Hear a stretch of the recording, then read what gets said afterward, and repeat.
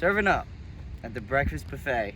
I'm very excited about this one. New York City Teacher of the Year, Pedro Donez, aka the Big Action, And we talked about a lot, especially with school opening up. Talked about virtual learning, remote learning. So I hope you guys will get a lot out of it, and I hope you guys will enjoy. Do it! Great jazz call. Major decision, 14-4.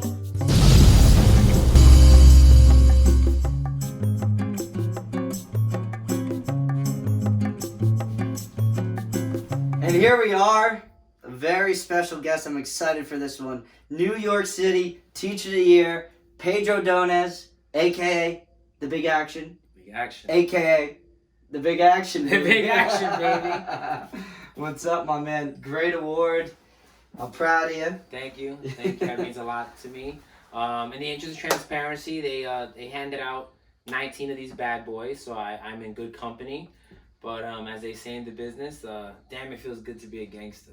It's gangster material right there. So thanks a lot, man. I'm happy to be here. I've been waiting. I know. I've been wanting to get you on, but now we're like in the almost the end of September, and you're a teacher, so this whole month has probably been the craziest month probably ever.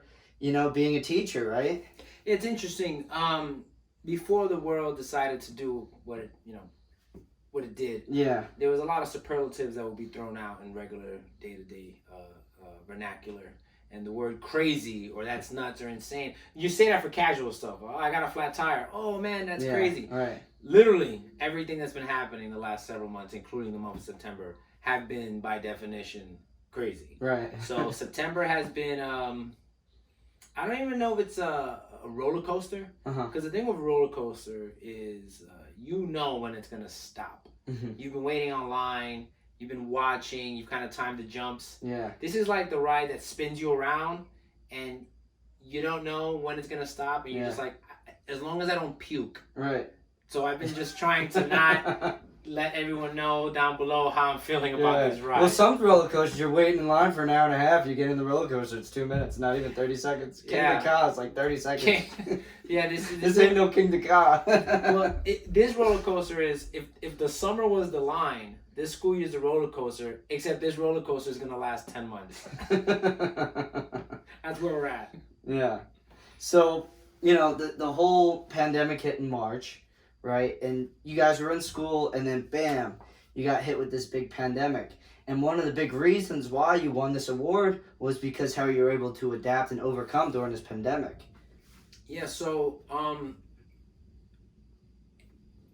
the thing that people don't, or maybe they do realize, is that you want to be a master at your craft, regardless of what that is. And what this pandemic did was put every master of their craft on their head, from doctors to nurses to firefighters to the cops. Like, whoever was the best in their field in that was all of a sudden hit with something that they were not prepared for. Right. And for teachers, I've been a teacher going on 13 years.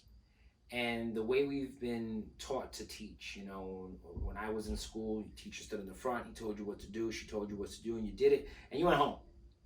And it transitioned to, maybe it'd be great if you worked with other of your peers, and maybe it'd be great if the teacher didn't talk for 45 minutes and he just facilitated. And in a matter of 3 days, everything that I'd been working on for 12 years was, hey, you gotta work from home now on a computer. Figure it out. And there's no one to blame in that. And I think that's something that I haven't really said, and I'm what better place to say than the Rage Ass the breakfast buffet, baby. Right? You get anything at the breakfast buffet. That no one was at fault. No one knew what was going on. Right. And all of a sudden, you're thrust into this landscape of you have to figure it out, and everyone had to figure it out at the same time.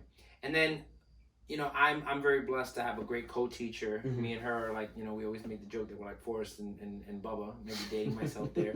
We like to say, hey, we're a good partnership because we stick together. She got COVID. And she was on a ventilator for 3 weeks, and it was touch and go. I mean, it was the epitome of touch and go. But I still had to work. Right. The kids still had to learn. The kids had to learn. The kids must learn. Kids must learn. And I made the decision that like talking in front of a computer wasn't where it was at. Mm-hmm. It was boring. It was monotone. It was the antithesis of what Mr. Donuts was in the classroom. So I just made a YouTube channel. I started performing, and a lot of it wasn't just for the kids. You know, I don't know about you, but I had a lot of people calling me out of the blue and like, "Hey man, I need help with this math homework." Mm-hmm. Like family, colleagues from other schools, and it was like, all right, what if I put it on YouTube? Anyone can watch it. All right. And that's kind of how it went down. So that's, next thing you know, we got the Mr. Donuts Awesome Math Network. And funny story, you want to know why it's called the network? Why? Why is it? Because at the moment when I was creating it on YouTube, I forgot how to spell the word channel.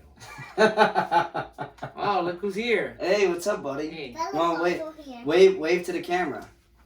Hey, guys. Not so. This is perfect. Lead into Hey, it. come Not here. only are you Teacher of the Year and Mr. Nice and Big Action, you also have 2 kids, a family, right? Yeah, so... How did you balance all that?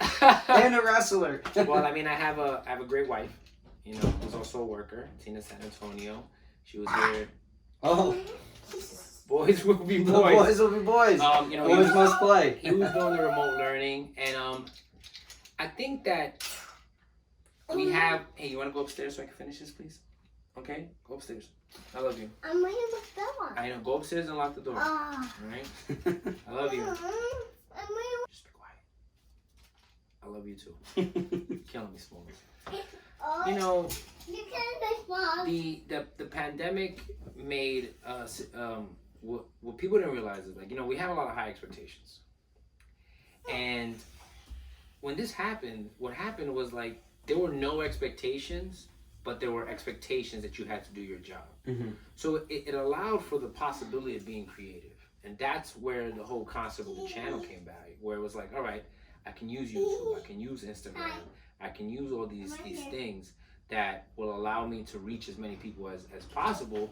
And it was because I had time to do it. Like, I was home. Right. I was home. My son was remote learning, which was, you know, I saw how his teacher was going through it. I empathized with her. And it's Because you're home all day, right? yeah, it's weird because I never would have thought of myself as like a hard worker. And I know that might sound odd, but it was more about, I didn't feel like I was working hard.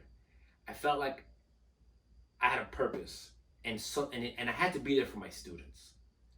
And everything I was doing was for my students, who all of a sudden, forget about they didn't have me, I didn't have them. Mm-hmm.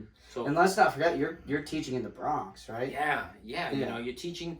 There's a lot of misconceptions about the youth today. You know, everyone assumes kids have really expensive shoes and clothes, and they all have cell phones. And I'll tell you, in my homeroom, I probably had, you know, maybe 15 of my kids had cell phones. Uh-huh. And it's not like they had 15 iPhone 11s. Yeah. They had like phones that served the purpose. Uh-huh. Now all of a sudden, you know, you're acting a kid who maybe has like an iPhone 5 because his mom gave it to him. Right. And it's a 3G and it doesn't have the greatest internet or whatever. Yeah. Adults got bad phone service. Yeah. Now it's like, do all your homework on it. Yeah. So my thing was, I got to reach the kids. I got to let them know things are going to be okay, even though I'm not sure.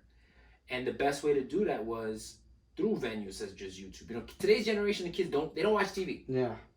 You know? So on YouTube, Instagram, Twitter. Like, no, kids don't say, I watched this on channel 12 or channel 7. It's like I saw it on Netflix. Yeah. And then my first YouTube video was like standard, I'm going to teach. I had my little setup, whatever. It was 18 minutes. And I was like, you know what? These kids are not going to listen to me talk for 18 minutes. Right. And then from a practical standpoint, like 18 minutes on YouTube is a lot of bandwidth, a lot of internet, a lot of data, right? So I there's a progression into an 18 minutes videos into 3 to 5 minute videos, which are easier to chunk and easier to get to the point. And retention rate. And retention rate, right. You know what I mean? Like, and then about, I would say like a third of the way in, I realized that, you know, Mr. Donuts was pretty fun, but it's got to be a little bit more Shake than it up, sneakers. I had right? to shake it up, and shake it up I did. More than just the sneakers and being Mr. Nice. Yeah, I had to bring in my friend, the real McCoy, the boyest of the boys, Master of disaster. master of disaster, the one and only Mr. Nice, aka the Big Action, the Big Action, AKA the big action. aka the Big Action. No way, baby. There you go. And I did a poll, and I was like, "Who wants to see the Big Action teach?" And to my surprise, the kids were like, "Yeah, let's see what the Big Action got." And it also happened because when the pandemic struck for the first time in 12 years as a performer, as a wrestler, I was hitting my stride, man. I found myself, and then all of a sudden, myself got paused. Right. So that part of it was also me saying, listen, man, this guy, he's hot right now. For me, he's hot. Coming out in that big bubble coat, man. Yeah, I love that. They don't even know about the coat. They don't know. We'll show the coat's clip coming of the coat. And it was like, I got to keep some kind of momentum up. And the irony was, I was so into the character that I had told a lot of people, I was like, the Big Action is going to end up on TV. And I thought it was going to be like wrestling. And then all of a sudden I was on the news, and my friend was like, hey man, you were right. You're right, you ended up on TV. And the Big Action ended up getting me an award that, and this sounds fake because people say it all the time. I still can't believe I got it. I didn't win Teacher of the Year with, I won it in New York City, the largest school district in the country during a pandemic. And I feel like even as I'm speaking to you, I'm having like this, and you can have an epiphany. I don't know if you can have a re-epiphany. But like at the end of the day, it was for the kids, man. Like I was doing it where it was pure. Yeah, man. Like it could not have been less for me. Mm-hmm. I was up Sunday nights. There was a couple Sunday nights where I put the kids to bed, told the missus I had to come downstairs, and I'm not gonna let too many of my little secrets. But I'd film from 8 to 1. Mm-hmm. And then from 8 to 1, I'd get a total of like 20 minutes of good instruction, 20 or 25 minutes, which in the grand scheme of things doesn't seem like a lot, but lots of times the way teaching is, if you're a good facilitator and you've built this culture of collaboration within your classroom, right? As a teacher, you only got to talk for 5 or 10 minutes, and then the kids run themselves. Yeah. And that was what my hope was from then. And the kids don't lie, man. They were like, yo, I shared this with my friends. This is really good. And if they need to rewatch it, boom, they just drag it back and see, the algorithms or whatever you're showing, right? Yeah, like, and a lot of it too was also like, it was a way to remind people that, hey man, it's just math. Mm-hmm. The beautiful thing about math is there's an answer. And a lot of people don't, and I tell the kids, I was like, the pop quiz, there's someone very well who failed math in 7th and 8th and 11th grade. I'm like, me. And like, how did you become a math teacher? I said, because when I started teaching, they needed a math teacher. And he was either learn how to teach math or don't have a job. Right? And I was like, you know what, man, this is what I chose to do. And 12 years later, you're doing it at the high level, baby. The highest level. The boys must play. And then they have this little monogram glass, nothing too crazy for the breakfast buffet, but I just figured my friend, the Ray Yaz from Ray Yaz Land, was going to come through. I appreciate you, of course. Put these next to the limited edition Kobe's just right there. Very nice. And you got the nice shoe game. Yeah. And that's the other thing, too, being, relatable to your audience, right? What grade do you teach again? I teach 7th grade. 7th grade. So a teacher like you see the bright colors, you see the nice sneaks, right?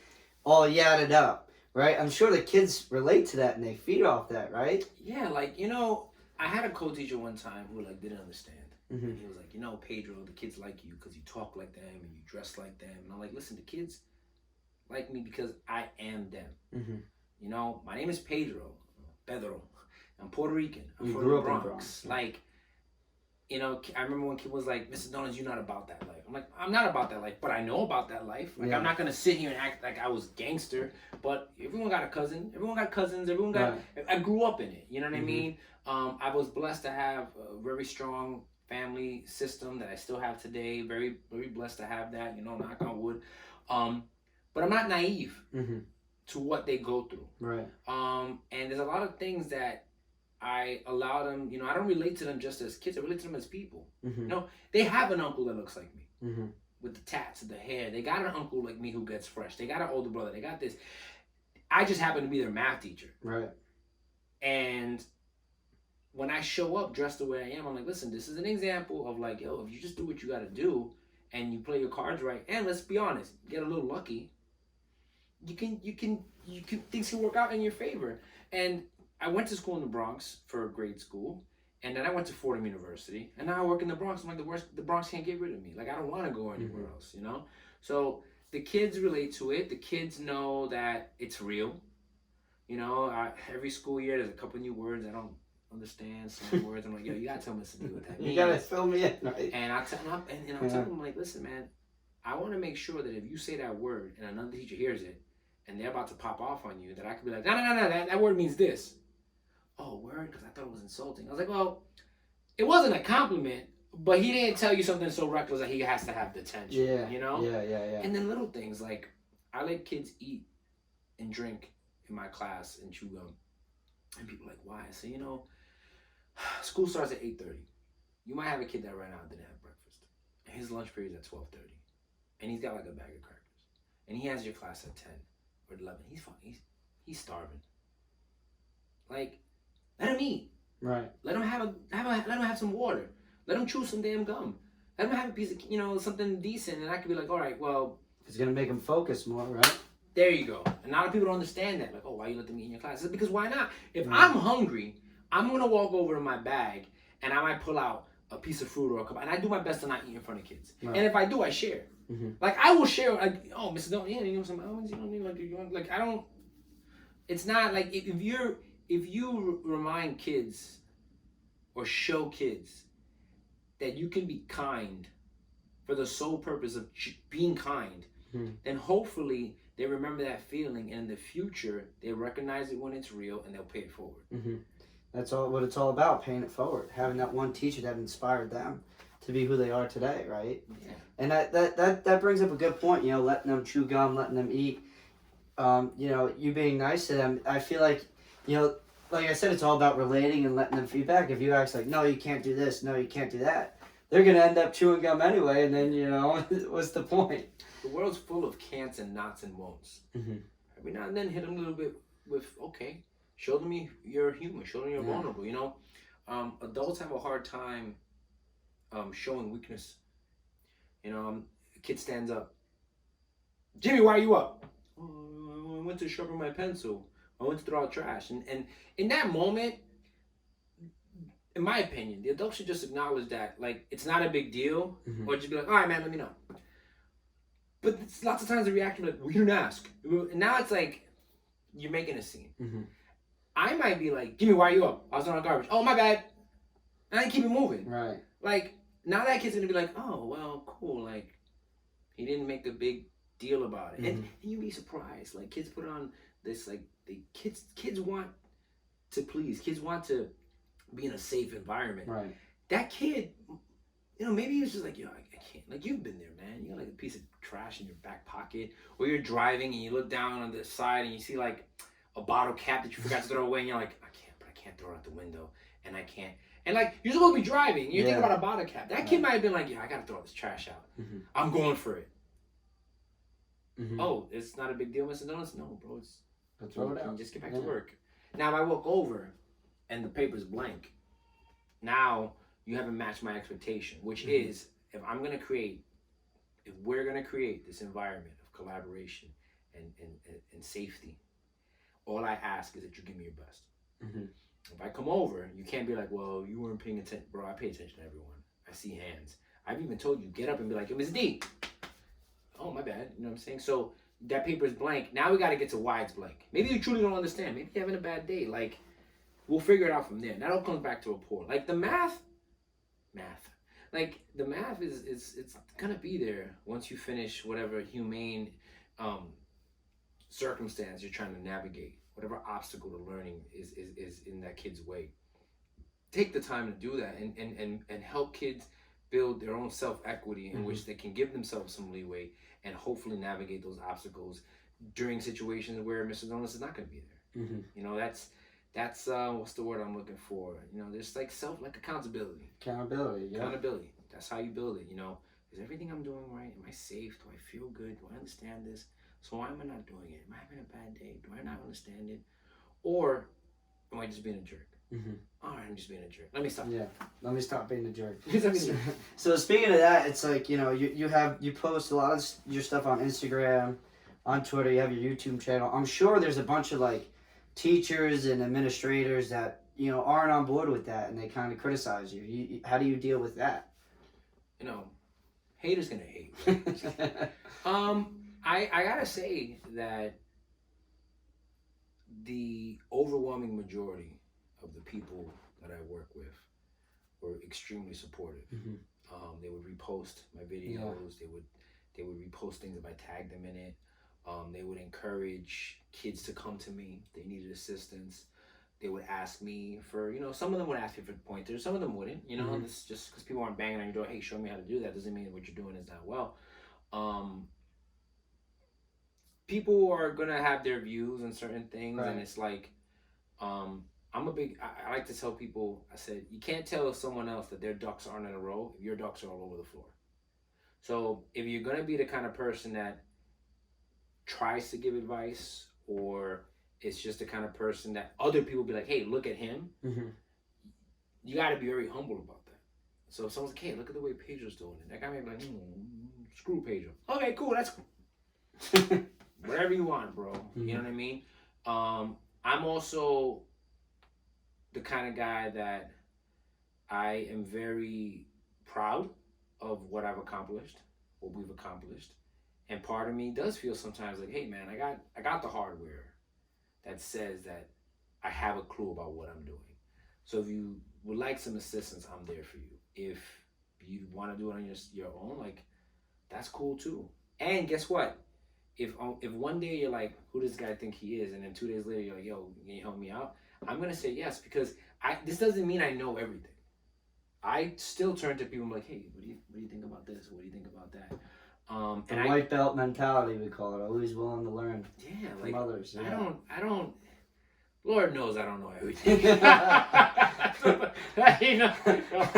Well, with your kids, you know, you better. Yeah, I know. You ask your kids, does dad know everything? Yeah, he does. My dad, but like, it's funny because in remote learning, like, I mean, I can walk into a classroom with 31 kids and walk quietly like a performance, just walk across, and gradually the kids be dead quiet, and I'll just be like, what's going on? I'm just here to watch you guys learn. I want to see what's up. And I'll sit in the back of the classroom observing and walk around, and kids who know me will be like, kids who don't will be like, who's this guy? And then I'll let them know in so many words who I am, you know, usually rocking something flashy, and they'll be like, oh, this guy has something. I'm like, yo, I'm one of these guys. So, oh, so you think you're so-and-so? I was like, no, I don't think. I know. To think entails doubt. I understand. I know. Now my job is to let you know how it is. And then with kids, it's like showing them that confidence and then reminding them, like, listen, man, me and you look the same. There's no reason why you can't be in these shoes with me. But understand that because of this sometimes prejudice mentality, they're going to always assume, like, I think if anything, this award, as much as I love it, and I love it. Let's not get it twisted. I love this thing. It is an inanimate object that is one of my friends. I still feel the need to prove myself. Like, I can't rest on my laurels.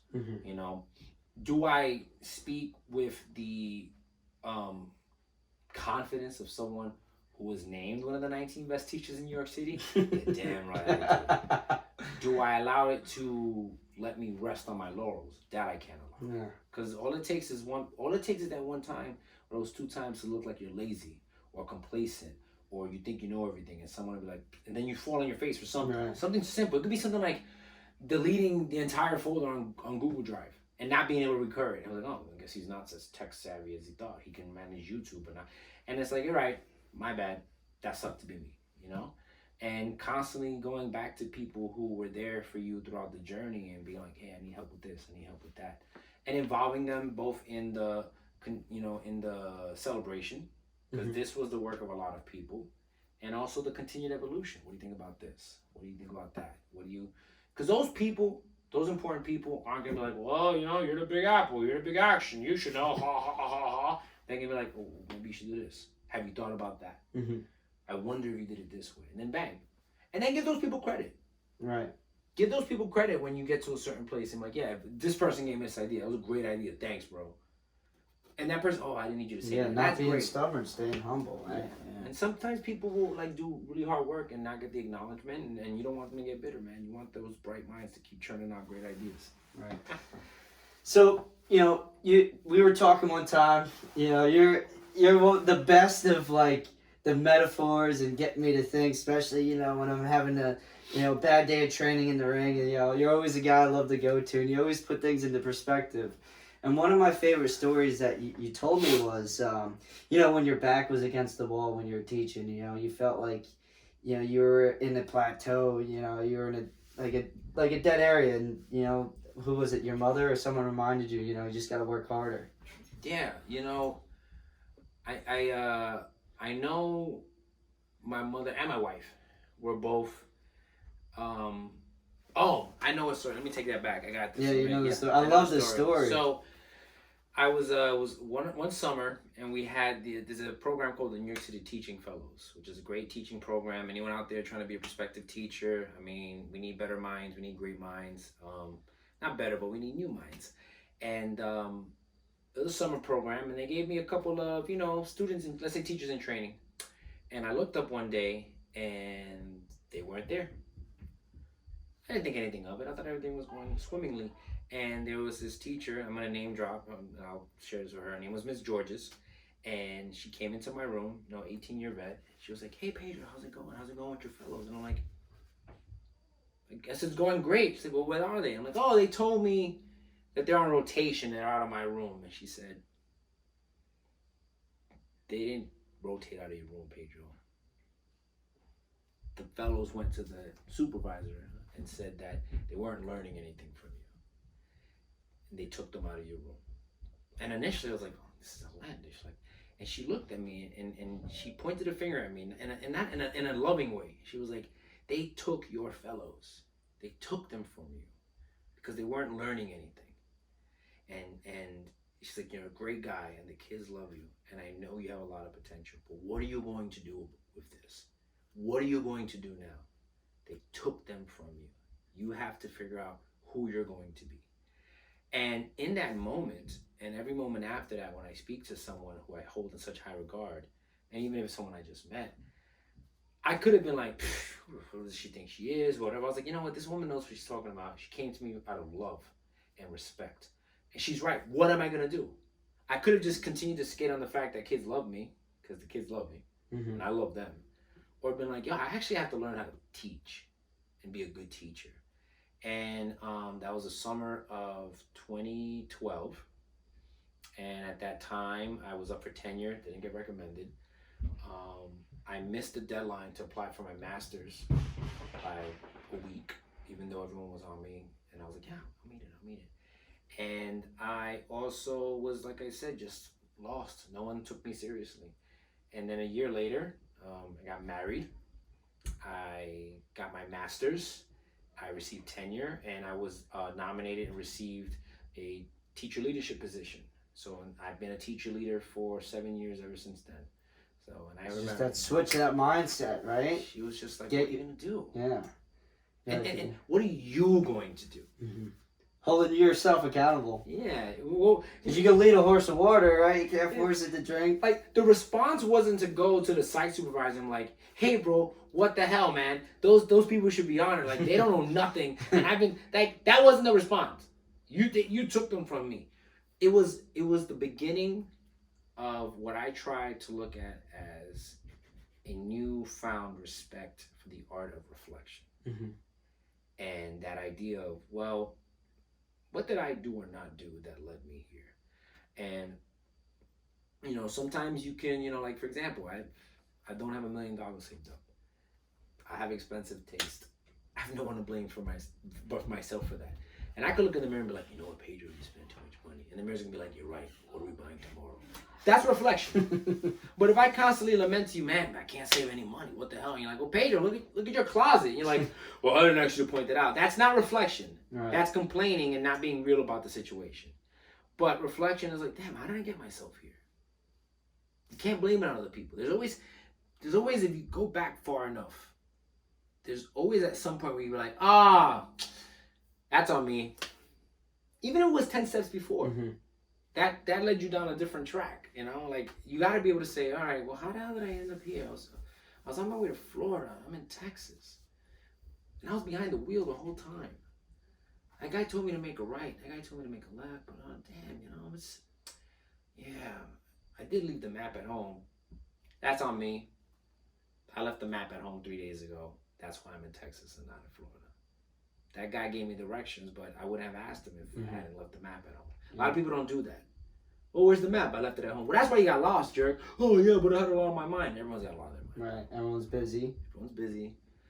Everyone has, you hear the quote, we all got 24 hours in a day. You got to make time, and that's cute. You have to choose what's most important in your time. I got 2 kids. I still make it to training once a week. I don't work out as much as I should, but I know whose fault that is, because there's days where I choose to watch YouTube videos instead of doing push-ups. I make those choices. So I can't be mad when things don't go the way I expect them to go, because I didn't put in that work. I put in the work for certain things. Where's the work for the next thing? That's a priority order, right? Sometimes you got to know your priorities. And clearly your priorities changed even from that moment, right? I'm sure your priorities were completely different before that moment that you had in the summer of 2012.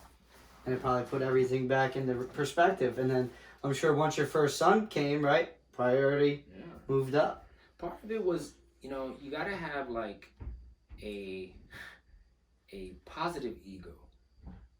And part of it was, are we allowed to use bad words on the podcast? Or we try to stray away from it? Nothing too bad. Okay, but I was tired of, you know what, I got it. I was tired of people looking at me like I was a schmuck. Yeah. And I wasn't exactly giving them reason to not look at me as a schmuck. Now, they may not like the way I dress. They may not like the way I look. They may not like my style of certain things. But they can't argue with the results. And I'm okay with that. Yes, I'm a 37, soon to be 38-year-old man who still buys sneakers and gets giddy when he hits on a nice pair. I still wear fitted hats and my hair is a little bit too long. But the proof is in the pudding. Proof is in the pudding. And the pudding tastes good. So, you talk about results. How much did your students improve after, you stepping up your level, or even during the pandemic? Did they improve compared to what you were doing before? How do you gauge it now? I can't, and I don't want to be politically correct, but it's hard to gauge the learning improvement or lack thereof during a pandemic. Right. It is. Yeah. I will say, though, that, and I say this with confidence, that in all the years I was teaching, this year, February, March, I just feel like I hit this stride with my co-teacher, with my classes. We were like amped. We were like, these kids are great.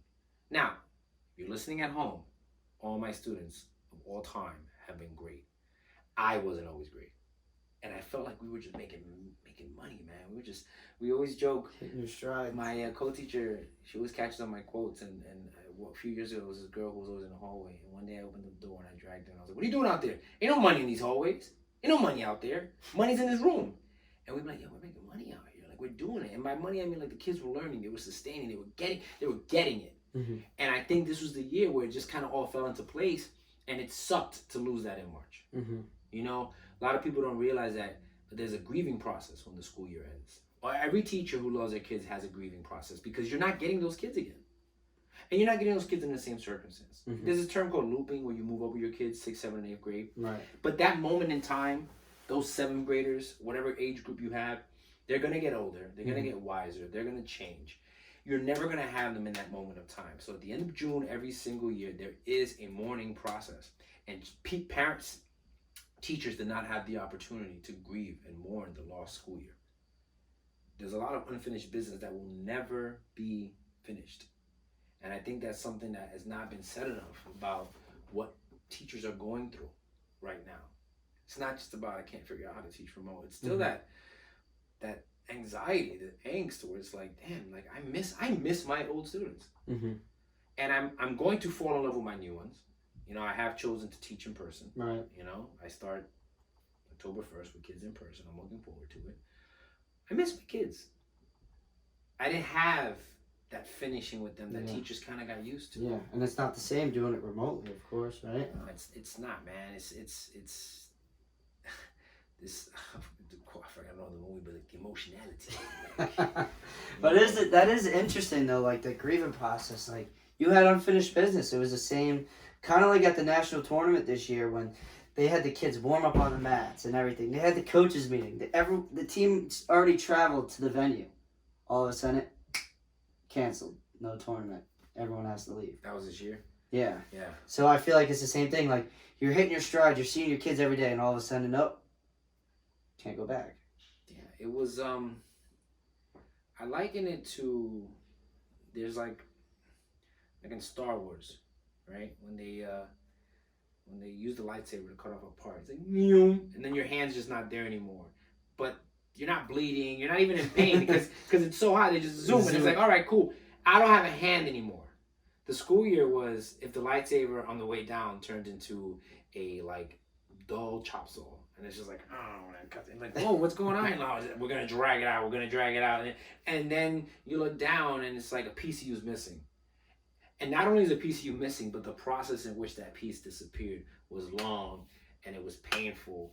And then all of a sudden, school year starts and it's like, all right, let's put it all together. Right, go climb the rope. So I'm gonna climb with my one good hand, which kept me sane, and this busted thing. But you know what the teacher's doing, man? They're wrapping it up with tape, they're sewing it together, and they're figuring out how to get up that rope. Right? Yeah, it's gonna be a slow process, but I'm gonna touch that ceiling. Yeah. Because, you know, that was an elaborate metaphor, but that's what it felt like. Just this, you know, like gone, just gone. Kids were gone, and you know, we've all lived through it. We all miss shit. I thought we were gonna be home in 3 weeks. Thought everything was gonna be back to normal. Right. And we're still not there. Yeah. We may never get there. So how do you keep? You know, you have a fresh batch now, right? So a fresh batch of kids. How do you keep them motivated? So it again, I think I'm at a slight advantage because I chose the blended learning model. So in New York City right now, the model is there's going to be kids who come in part-time, a couple days a week, and the rest of the time is remote. And my goal is that the minute they're in front of me, I want to build a relationship with them where they feel a moral obligation to check in with me online, to do my work online. Because they know when they see me the next time, there's going to be accountability. Is it going to be weird? You're damn right it's going to be weird, right? But the love's not going to be different. You know, okay, maybe I can't give you a high five. Maybe I can't give you, we can still joke. We can still talk about the math. I think that me being in person with them is going to give me a distinct advantage over some of my colleagues who are doing this rigorous work at home. I envy them and I respect what they're doing. Those days that I'm remote, man, I'm just going to have to like turn up the entertainment and turn up the stakes and remind them that like, even though these are uncharted times and it's insane and we don't know what the next, like, we're gonna figure it out. We're gonna get through it. It might just take a while. Like, that's the thing too, man. Like, this is, we live in a world where everything's this, and this whole thing was like, no, that's not how real life works.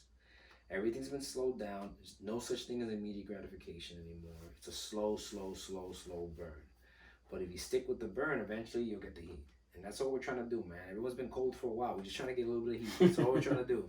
So, and then for some kids, man, some kids are logs. They just, poof, they're fighting.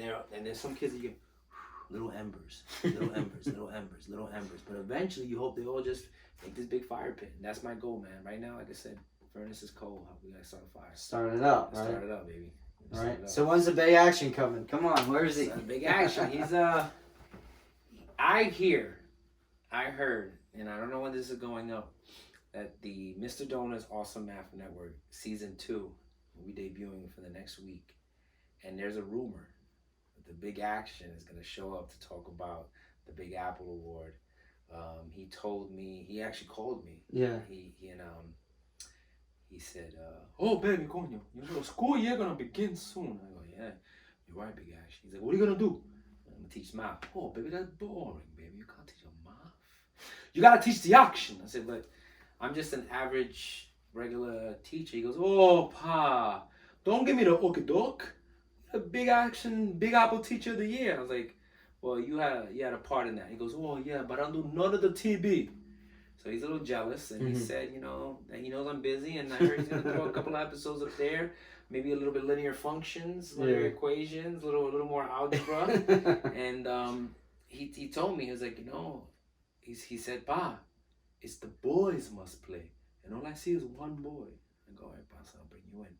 So soon come, my youths. Soon come. The boys must play. The boys must play. I love that stuff, man. All the same, the boys must play. The boys must play. The girls must play. The day must play. Everyone has to play.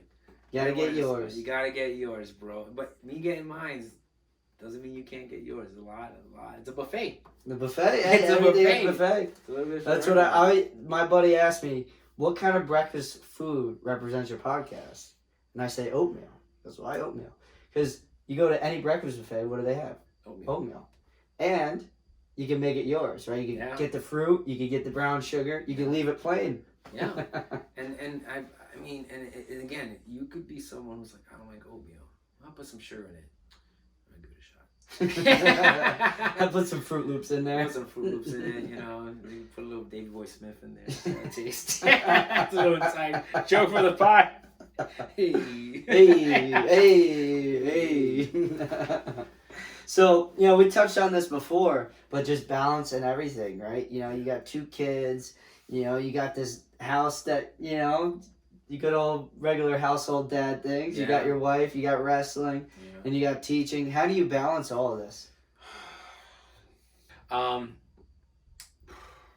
first of all, I'd be remiss to not mention my parents, my mother, my father. My mother's a cancer survivor, so she, having these grandkids was like a new lease on life.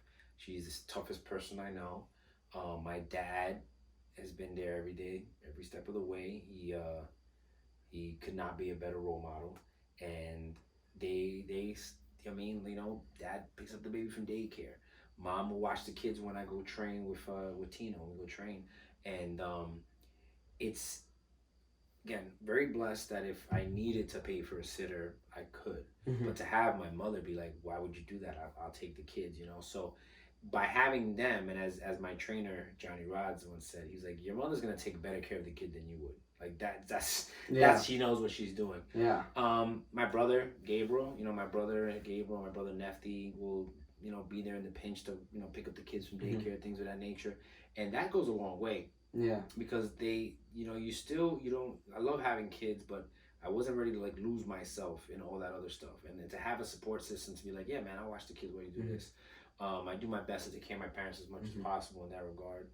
And especially now, right? Because your kids are remote, or either there's no daycare anymore, right? Well, my one of my sons is in daycare a couple of days a week. My other son, my eldest, is fully remote. He has a respiratory illness that he gets every fall, and I don't want to risk it. I do my best to kind of pamper my mom. Like I tell her I always tell her, she's like it's either a baseball analogy or I think Damian Day-Lewis will like the baseball analogy. Like Mom could go 8 innings. She could, but I just want her to go 6. There's no need. If she don't have to go 7, she don't gotta go 7. Mm-hmm. I don't need her pitching on 3 days. She wants to. Yeah. Why, Jay? I can do this. I can do that. So there's certain times where "Look, Mom, no, I'm taking the ball. Bringing the relief pitcher. But just take it easy. Why? Because I want her there in the long run. I want to take care of my mom. I don't want to run her into the ground like some, I don't want to run her into the ground. And with regards to the wrestling, I gotta be honest. The wrestling I did take some time off. I'm at a great school now. I'm a great finishing school, training with one of the best minds in the business, training with guys like you, where we can just. I love you, man. I go in the ring with you, we chain, and it's like it's amazing. I feel like I've known you so much longer than I actually have. Yeah. And we'll go in the ring and we'll roll around, and I'm like, I'm with a world-class athlete. I'm not with some schmuck, you know what I'm saying? And you give and we take, and it's like, I don't feel like Like, I respect that. That's another thing. Like, I respect the fact that someone who is a you're a world-class athlete, and you got no problem going in the ring with 37-year-old dad of two and rolling around and being like, hey, he knows what he's doing too. Yeah. You know? Well, I just take, because I always have the white belt mentality, right? You've been doing this longer than I have, and you're a teacher, and, you have the wisdom, I would say the wisdom of an owl. Yeah. The who. The who. And you just have real life experience, and, when you tell me your story and what you've been through, it makes kind of my mindset like, oh, well, if Pedro can do this, what am I complaining about this? Why am I complaining about getting early? Like, people don't realize, and like, this is like a real deal point of looking at, like, whenever you start doing something, there's a 100% chance that you're gonna suck at it. Like, and even when you get to the next level, you might suck at that too. Mm-hmm. Again, we can use the baseball mentality. You're the best kid in your state, and then you get drafted out of high school, and you go to single A, and you bat 200. Well, what are you gonna do the next offseason? Mm-hmm. Well, you bat 280. Cool. They send you to double A. Yeah. You bat 150. And you're like, all right, well, we don't know about this kid. And then one day you get to the majors, and you bat 200. Yeah. And it's like, damn, I've been working at this my whole life. Yeah. But like, you have been working at your whole life, but there's been a cycle. And a constant cycle where you have to prove yourself to yourself. You gotta sometimes remind yourself that you can do it because you did it before. That teaching program I was telling you, New York City Teaching Fellows, they rejected me the first time. There was a lot of spaghetti in my life because I didn't have a job. And a year later, actually, there was 2 teaching programs that rejected me the first time. The following year, one of them rejected me again. So that's 3 rejections. I used to have a framed copy of my rejection letter. And I don't have that anymore. I don't need it anymore. And now, 13 years later, but I don't forget how much I sucked. Yeah. Like, I don't. It's a constant reminder of this constant need to re-solidify your ability to learn and be okay with not knowing stuff. Yeah. And that's part of the balance. Like, I'll admit, man, there's mornings where I wake up and I'm like, oh, my back is here, my back is there. And I do my stretches, I do my stuff. And I try to be very cognizant of the reality of mortality. We were talking about this earlier. That was a good one. Yeah. I wouldn't say I'm fearless. I have no fears. I have no worries. I think about my kids. I wake up at night. I think about my son going to school, about the first time he's gonna have a broken heart. I think about that, but I know it's gonna happen. At least I'm hoping it's gonna happen. Why? Because the other part knows that I can get hit by a bus tomorrow and it'll be game over. And a lot of people are like, oh, what will my family do without me? Well, you can't worry about that because you're not gonna be around. Yeah. All you can do is do your best right now to kind of set yourself up for as much success as possible and be okay when it doesn't happen, because that happens. And part of the balance is this mental understanding of when you walk into different rooms. So when I walk into the classroom, I know who Mr. Donuts is. I also know that it might not, and it probably won't be perfect, but I know who I am. When I walk into training and I have an ache or I have a pain or we're doing a drill that I know I'm not good at, like grape crushers kill me. Grape crushers kill me. I got to do them. You're doing them, right? But in that mentality, in that state, I walk in going, all right, I'm here to learn. I'm not Mr. Donuts here. I'm Sneaky Pete. Sneaky Pete. Right? And I think that part of the balance is knowing where you stand in different aspects of your life, being okay without being the head honcho in every aspect, and being like able to get the positive and the enjoyment out of that. Like, I like sitting around Damien and listening to tell stories. I like sitting around hearing you tell me about performing at every time you're like, yeah, I wrestled at Madison Square Garden. I'm like, that's dope. It's dope. It's dope. And if you don't think that's dope, then you're a jerk. You're a hater. Oh, it's Madison Square Garden. Where have you performed in front of? But now you're just being mean. Like, wait, you what did you do? You did a pageant in 7th grade? That's cool. That's great. And I'm not saying that's not great. That's great. I'm excited. You were just here. My son tried to do a performance in the living room. It took like 18 takes. Then he just did a headstand, and then like, cool, he did it. For him being that headstand was awesome. Yeah, you saw it. But if he came downstairs, it was like, Mr. Squiggle. I'm like, don't do that. Don't do that. That's not cool. Don't do it on someone else. Like, don't. So being okay with being like, and being okay with people being like, oh, look at him popping because he went to my. Yeah, bro, I'm not talking to you. This didn't involve you. I'm marking out for the fact that he wrestled in Madison Square Garden. You can go over there and be a hater, and I didn't ask you. I mean, no offense, you're not kicking my ass. So I'm just and we told that story earlier where someone was like, oh, they make fun of me. I was like, well, you know, like, not to get too off topic, but like this meant, you know, the merits of being nice and the merits of just being chill and realizing that things aren't that big. You know, I worked somewhere recently where people would come up to me, and I don't know if it was just the way I was carrying myself or the way I was just kind of like, hey, but they felt like I was there a lot longer than I was. And a lot of them were like, hey man, do you think I could do this? I'm like, oh no, why not? Well, because I'm afraid that I'll get yelled at. I'm like, why is everyone walking around here worried about getting yelled at? No one's yelling at me. I don't know if it's the tattoos or the 210 that I pack on this massive 5'5" frame, but like, no one's yelling at me. But it bothered me that people had this mentality that I'm afraid to ask a question, or afraid to be me, or afraid to, you know, like, just be a little bit different, or advocate for myself. You shouldn't be afraid to advocate. You know, I you know, like I call it in school educational advocacy. That's what kids do for themselves. That's a fancy way of saying they're accountable for their learning. Yeah. You know? So just the ability to just be nice, reciprocate it, be okay when people aren't being nice. And we talked about this earlier. Like, if someone's being a jerk and you're being a jerk back, then that's the quote we wanted to put in there. My mom, you know, when I was growing up, my mom grew up, you know, really, you know, my mom's the best. You know, I'm just the best. Yeah. And she was, you know, she would see me argue with like a cousin or a friend.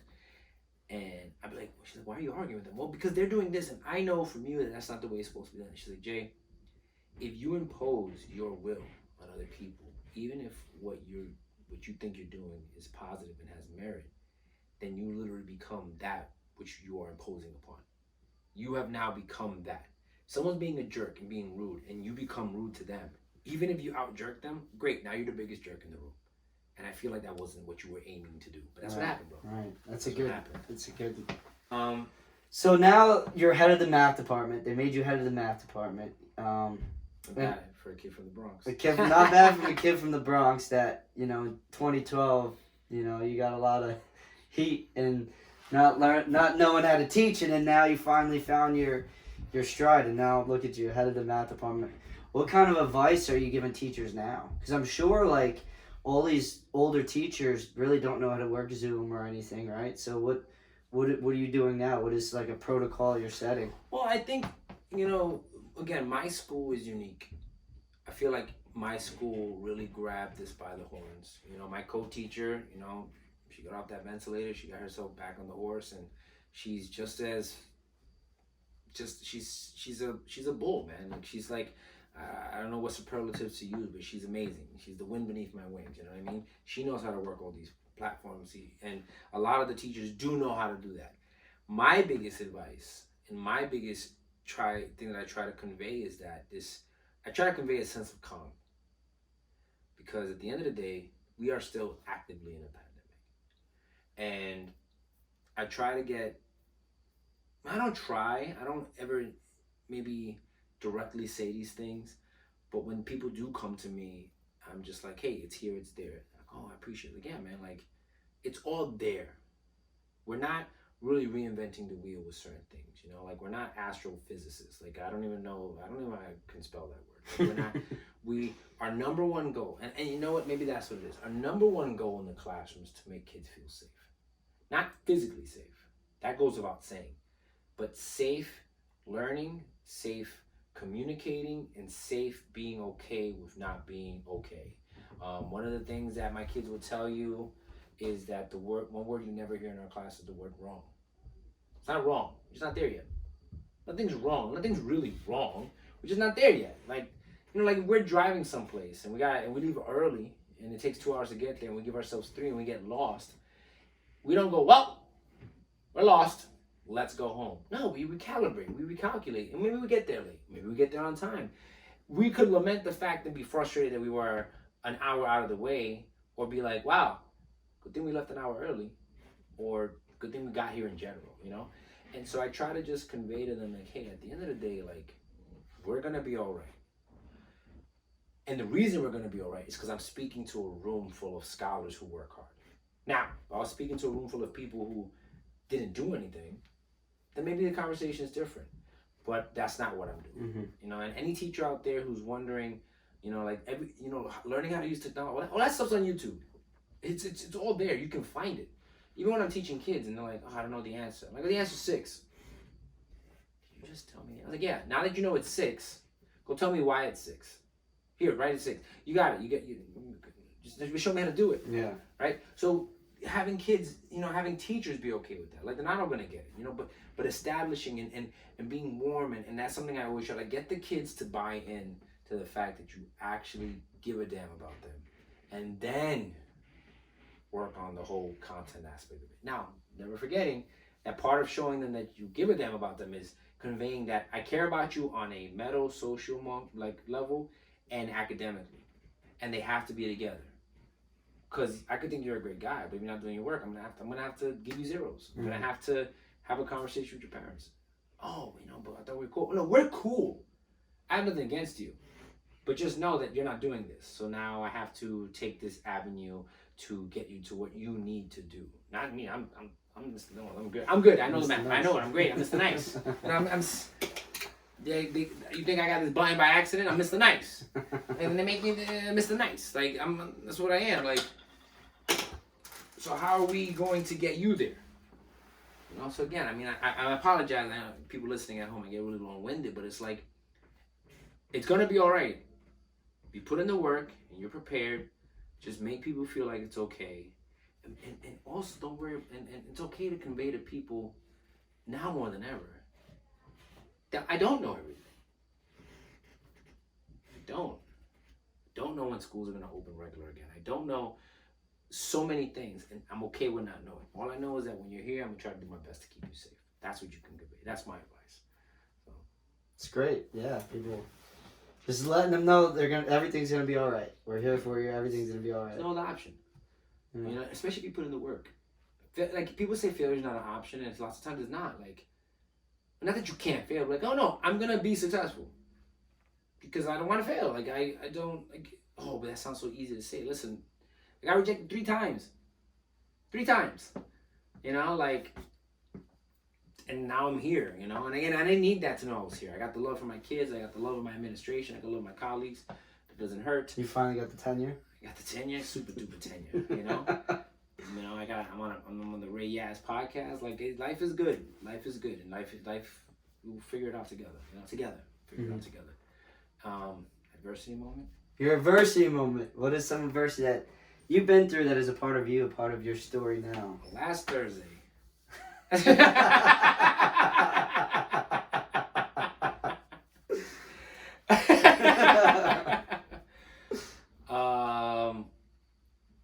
see, about 3 years ago, I was on my way out of my previous school, and it was a rough experience. You know, it was my first time teaching outside the Bronx. I had a long commute. My son was young. And was struggling with, and I thought I would be able to go somewhere new and create culture, and it just didn't work out the way I thought it would, and maybe that's the problem. You know, sometimes you go places and you just assume you can replicate. Maybe I was naive. Maybe I didn't put in the work. You know, looking back, I didn't go in there with a long list of accolades that would make anyone be like, hey, this guy is someone we should listen to. And in that 1 year there, I don't think I ever gave anyone a reason to listen to me. And so when I look back, I can't be mad that it didn't necessarily work out. But at the end of that year, I really was questioning my ability to teach. I was like, I'm not good at this. I'm not. And I went to my current school, and I like to tell my principal, I was like, when I came to you, I was broken.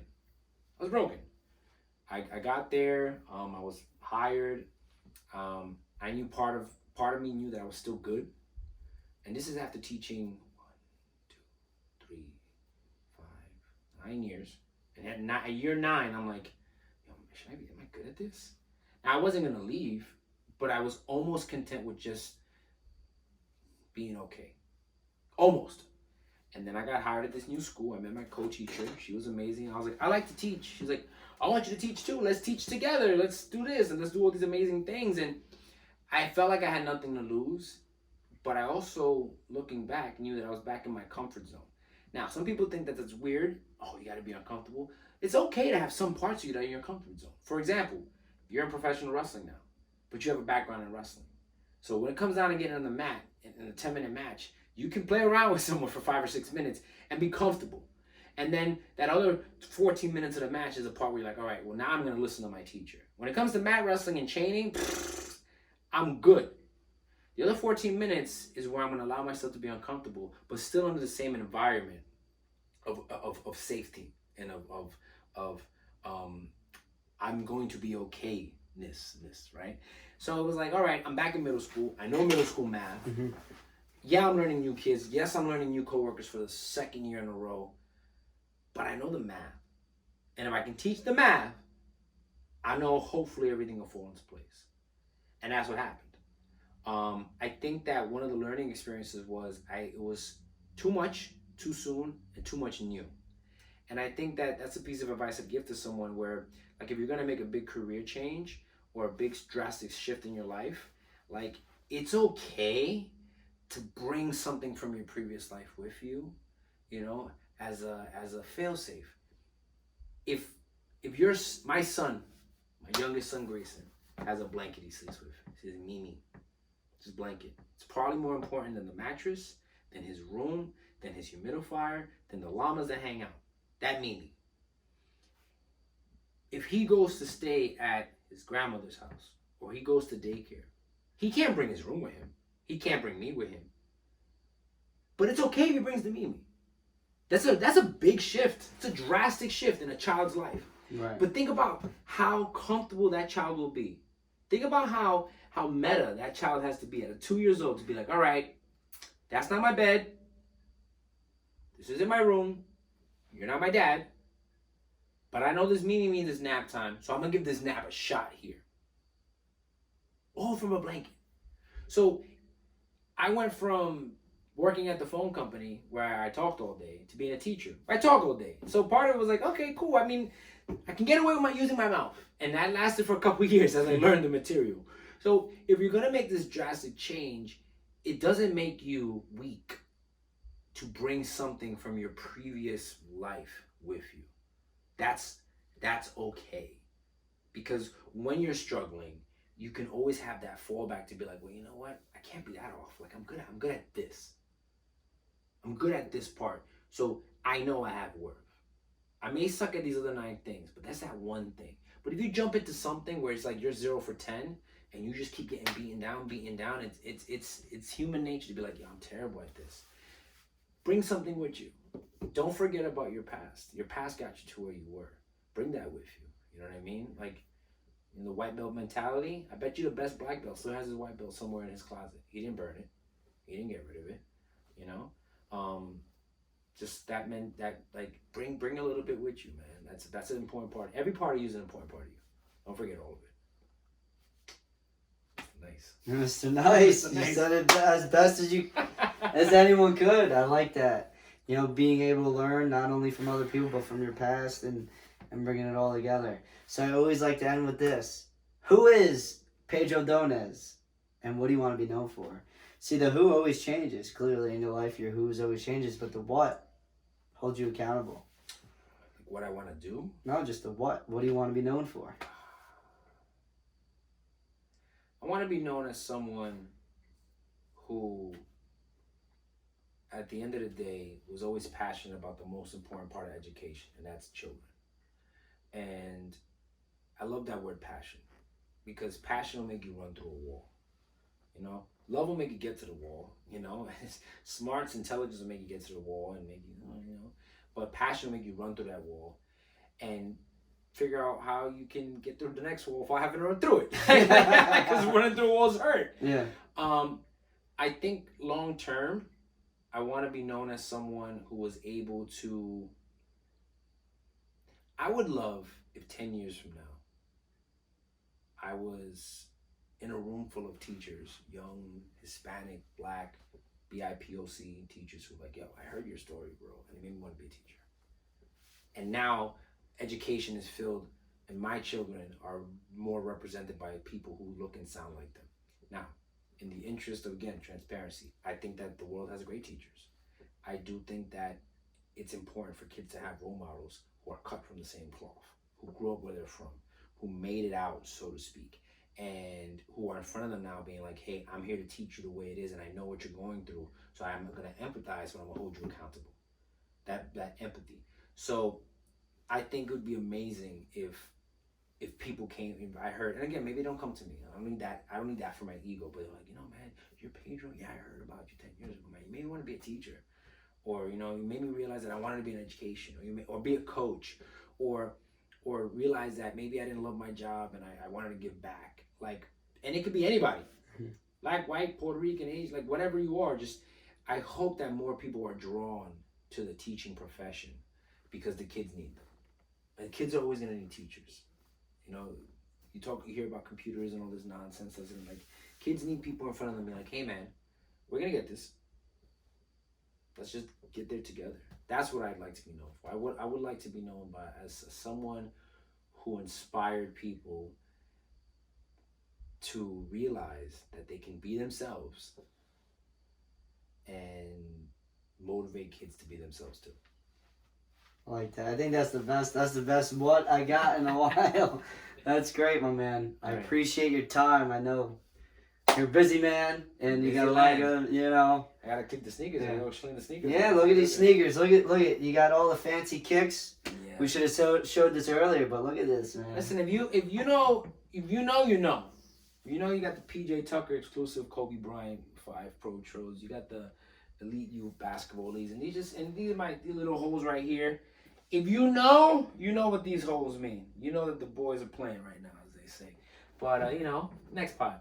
Next pod we'll wrap it out, and we'll see. How everything's going. Yeah, that'd be good. Follow up. Maybe man. mid school year, right? Yeah, talk about the big action and how he's performing. See if he's getting busy, right? Yeah. Let's see if he's playing still.